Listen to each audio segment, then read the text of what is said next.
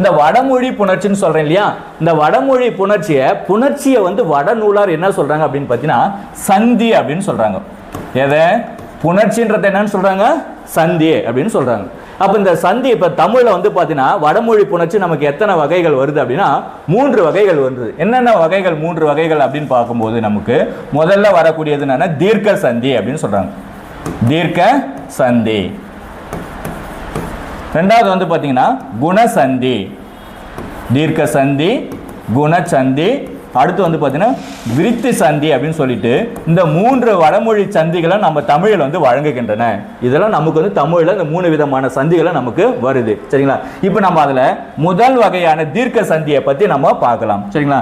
தீர்க்க சந்தினா என்ன அப்படின்றத பாருங்க. தீர்க்க சந்தி அப்படின்றது மொழியினுடைய ஈற்றில் ஆ அல்லது ஆவாக இருந்து வருமொழியுடைய முதலில் ஆ அல்லது ஆ இருந்தால் நிலைமொழியினுடைய உயிரெழுத்தும் வருமொழியினுடைய உயிரும் கெட, ரெண்டுமே கெட்டு போயிடும். ரெண்டுமே கெட்டு இடையில என்ன தோன்றும் அப்படின்னு பார்த்தீங்கன்னா ஆன்றது தோன்றும்னு சொல்றாங்க. சரிங்களா? இப்போ நம்ம வந்து எடுத்துக்காட்டா ஒன்று பார்க்கலாம். பாருங்களேன். இப்போ சேனாதிபதி. சேனாதிபதி. இந்த சேனாதிபதின்றது முதல்ல தமிழ் சொல்லா அப்படின்னு பார்த்தீங்கன்னா தமிழ் சொல் கிடையாது. இது என்ன சொல்லு அப்படின்னா வடமொழி சொல்லு. சரிங்களா? இதுக்கு என்ன தமிழை நம்ம என்ன சொல்லுவோம் அப்படின்னு பார்த்தீங்கன்னா படைத்தலைவன் அப்படின்னு சொல்லிட்டு நம்ம என்ன பண்ணுவாங்க சொல்லுவாங்க. சரிங்களா?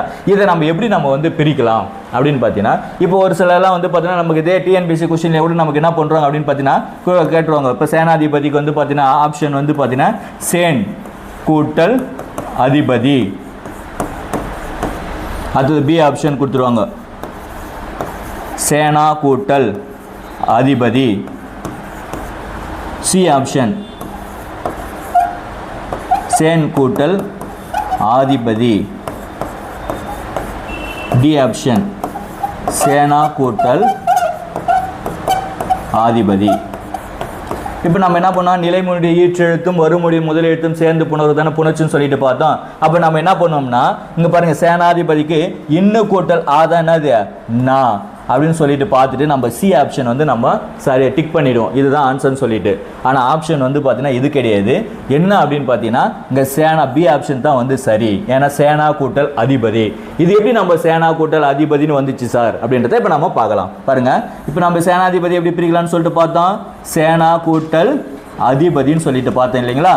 இப்போ இந்த இடத்துல பாருங்க நிலைமொழியுடைய ஈற்று எழுத்து என்ன இருக்கு நான்றதை எப்படி பிரிக்கலாம் அப்படின்னா இன்னு கூட்டலாத என்னது நா. பாருங்க நிலைமொழியுடைய ஈற்று எழுத்து உயிர் எழுத்து. இங்க பாருங்க நிலைமொழி ஈற்றில் ஆ அல்லது ஆ வந்தால் இங்க என்ன வந்திருக்கு ஆ வந்திருக்கு. அதே போல வருமொழியுடைய முதலில் ஆ அல்லது ஆ இருந்தால் அப்படின்னா பாருங்க ஆ வந்தால் நிலைமொழி